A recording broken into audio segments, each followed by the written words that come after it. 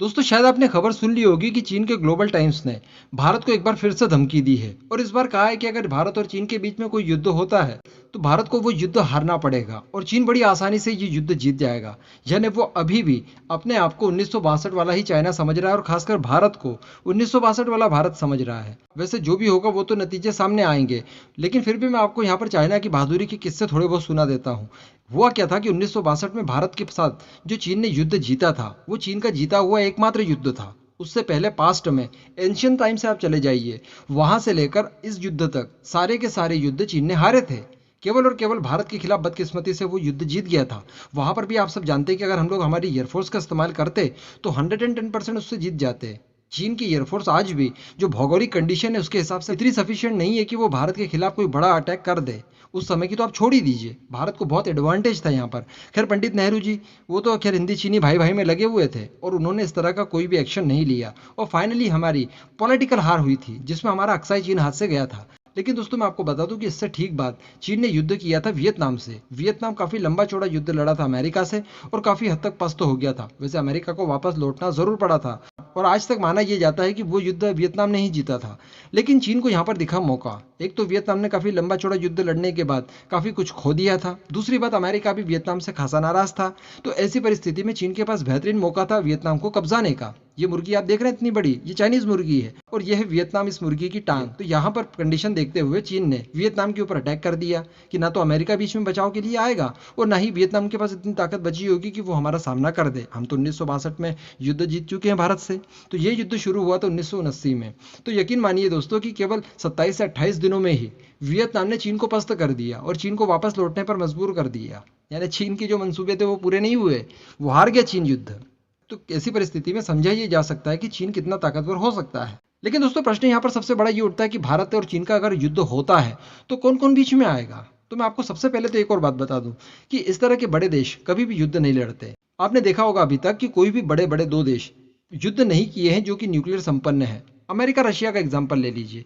America और Russia ने nuclear weapons बन जाने के बाद कभी भी कोई युद्ध नहीं लड़ा। हालांकि उनके बीच में कभी हुआ ही नहीं है, लेकिन फिर भी ऐसी कई बार परिस्थितियां क्रिएट हो गई कि दोनों देशों के बीच में युद्ध हो जाता, लेकिन फिर भी दोनों ने पेशेंस रखा और युद्ध नहीं किया। पता है कि अगर युद्ध हो गया कोई बड़ा वाला तो न्यूक्लियर वेपन्स का इस्तेमाल होना ही है और उसके बाद पूरी दुनिया तबाह हो जाएगी। तो यहाँ पर रशिया और अमेरिका की तारीफ भी इस बात के लिए करनी चाहिए कि उन लोगों ने अच्छा खासा पेशेंस रखा। तो दोस्तों यहाँ पर भी मैं आपको बता दूं कि भारत और चीन के बीच में कभी कोई बड़ा युद्ध नहीं हो सकता। जी हाँ, जैसा फुल फ्लैश युद्ध हुआ था ना, ये आज की तारीख में पॉसिबल नहीं है क्योंकि दोनों ही देश न्यूक्लियर संपन्न हैं। इस तरह के बड़े युद्ध कब पॉसिबल है, जब दोनों ही देश कमजोर हों। जैसे आर्मेनिया अजरबैजान को ले लीजिए, या फिर ऐसे दो देश जिनमें से एक तो बहुत कमजोर हो और एक बहुत ज्यादा ताकतवर हो। जैसे अमेरिका को देखा होगा, मिडिल ईस्ट के किसी भी देश के ऊपर अटैक कर देता है और बड़ा युद्ध लड़ लेता है। तो वहां पर स्थिति क्या हो जाती है कि सामने वाले जो मिडिल ईस्ट के देश हैं वो काफी कमजोर है और अमेरिका बहुत ज्यादा ताकतवर है। वो नेटो को भी ले आता है साथ में छोटे मोटे देशों को हराने के लिए।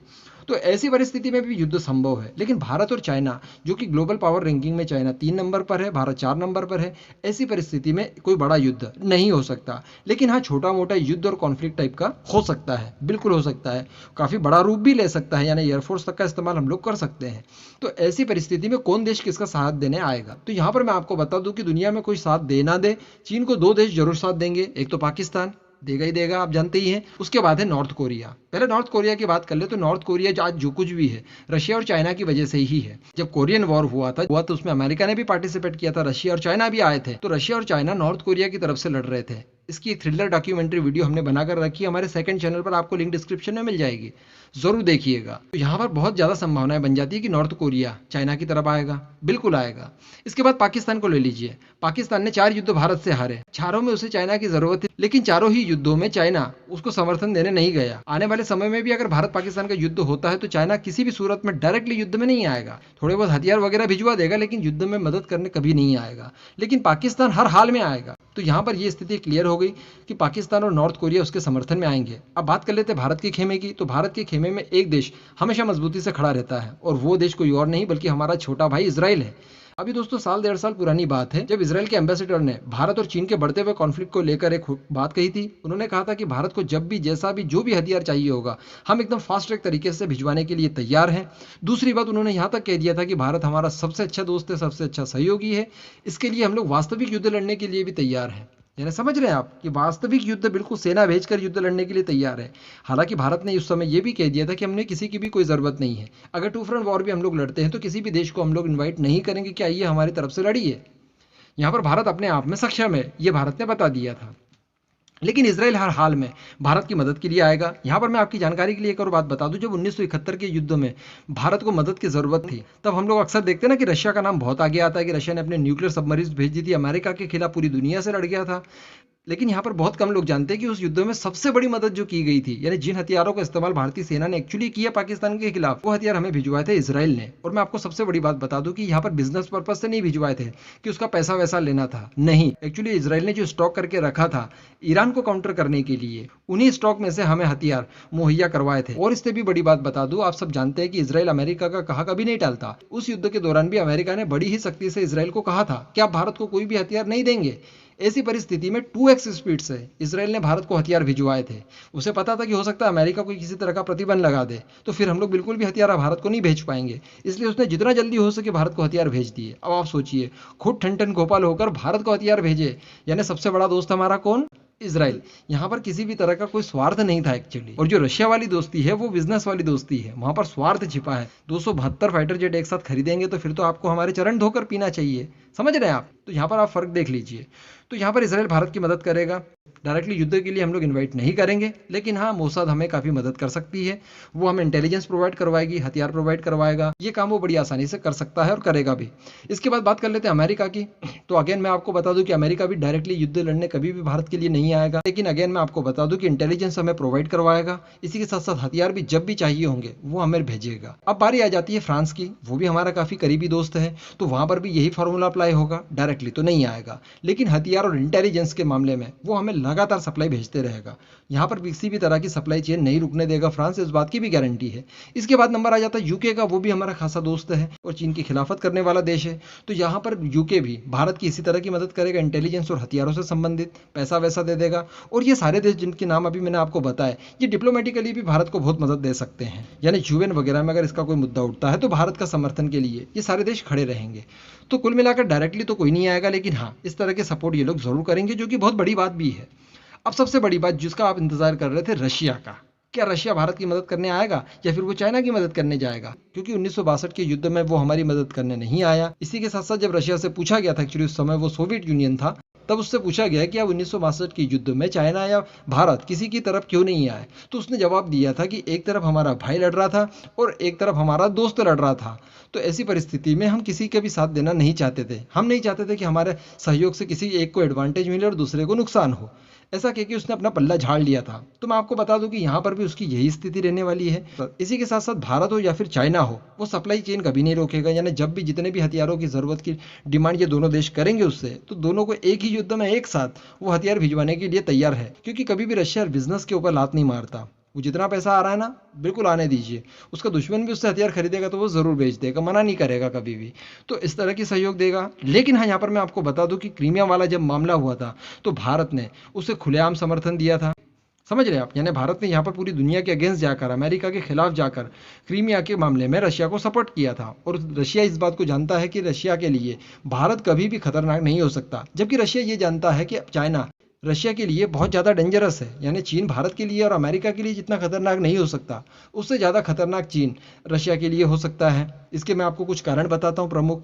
एक्चुअली आप सभी लोग जानते होंगे कि सोवियत अफगान वॉर हुई थी। ये वॉर हुई थी 1979 में। इस दौरान हुआ ये था कि सोवियत यूनियन हार गया था। उसी समय ये तालिबान का जन्म हुआ। तो दोस्तों, इस युद्ध में सिनेरियो कुछ इस तरह का था कि एक तरफ तो था सोवियत यूनियन और जो दूसरा पक्ष था उसमें था तालिबान के लड़ाके। इसके साथ साथ अमेरिका, पाकिस्तान और चाइना। ये कई लोगों को नहीं पता है, लेकिन मैं आपको बता दूं कि तालिबानियों को ट्रेनिंग देने के लिए पाकिस्तान और चाइना सबसे बड़े रिस्पॉन्सिबल थे और उन्हें हथियारों की खेप भेजता था अमेरिका। तो इस तरह से ये तीनों देशों ने मिलकर तालिबान को तैयार किया और तालिबान को लड़वाया सोवियत यूनियन के खिलाफ।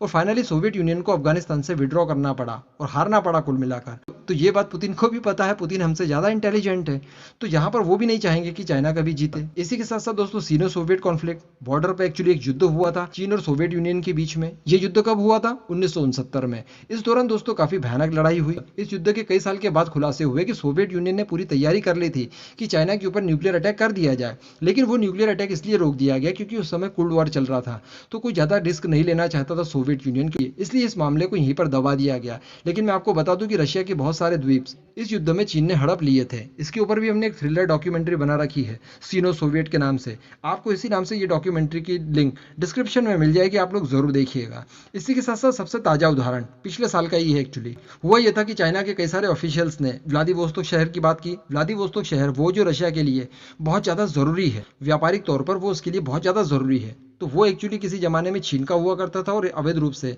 रशिया ने उसे हड़प लिया था जब रशिया ताकतवर हुआ करता था और चीन कमजोर हुआ करता था, तो उसे वापस लाने की भी बात कही गई थी। इसको लेकर भी हमने वीडियो बनाया है व्लादिवोस्तोक को लेकर, आप पूरे कॉन्सेप्ट को समझ जाएंगे, लिंक दी हुई है डिस्क्रिप्शन में, आप जरूर देखिएगा। तो कुल मिलाकर चीन का आचरण क्या है ये रशिया को भी पता है, तो ऐसी परिस्थिति में रशिया डायरेक्टली मदद करने भारत की तो नहीं आएगा, लेकिन वो कभी नहीं चाहेगा कि चीन इस युद्ध में जीत जाए और चीन का प्रभुत्व इस पूरे एरिया में हो, क्योंकि चीन का प्रभुत्व बढ़ना मतलब रशिया का प्रभुत्व अपने आप में कम हो जाना। समझ रहे हैं आप? अगर चाइना आगे जाकर बहुत ताकतवर बनता है तो वो अमेरिका का नहीं बल्कि रशिया का रिप्लेसमेंट होगा। इस बात को आपको ध्यान रखना पड़ेगा और रशिया भी इस बात को ध्यान रखता होगा ऑब्वियसली। तो यहाँ पर यह कहना भी सही नहीं होगा कि वो अपने भाई चीन की मदद करने आएगा और दोस्त को छोड़ देगा, या फिर दोस्त को मदद करने आएगा भाई को छोड़ देगा। तो कुल मिलाकर यहाँ पर रशिया भी न्यूट्रली दिखाई देगा, लेकिन हाँ हथियार वो जरूर देगा दोनों ही देशों को एक साथ। दोस्तों इस पूरे मुद्दे पर आपका क्या मानना है? क्या मेरे ओपिनियन से आप सहमत हैं या फिर नहीं? नीचे कमेंट करके जरूर बताइएगा।